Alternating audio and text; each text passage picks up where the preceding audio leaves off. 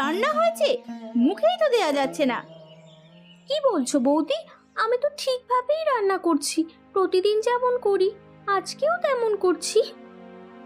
আমি মাত্রই চোখে দেখলাম, কোনো স্বাদই তো পেলাম না। দেখো মা, প্রতিদিনকার রান্না তো একরকম হয় না, এই কারণেই হয়তো একটু এদিক ওদিক হয়ে গেছে। এদিক ওদিক হবে কেন? প্রত্যেকদিন রান্না করতে করতে রান্না আরো ভালো হওয়ার কথা। ইচ্ছে করে আপনার মেয়ে এমন করছে, আমি কি বুঝি না ভেবেছেন? হ্যাঁ, ছি বৌদি, আমি ইচ্ছা করে এমন কাজ কেন করব? বাড়ির সবাইকেই তো খেতে হবে, তাই না? বাড়ির সবার কথা তোমার মাথায় যদি থাকতো তাহলে রান্না এত খারাপ করতে না।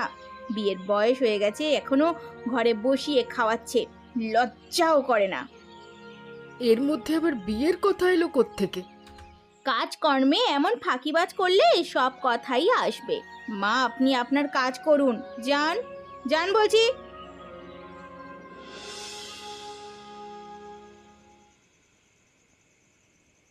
কি রে গোপাল, তুই এই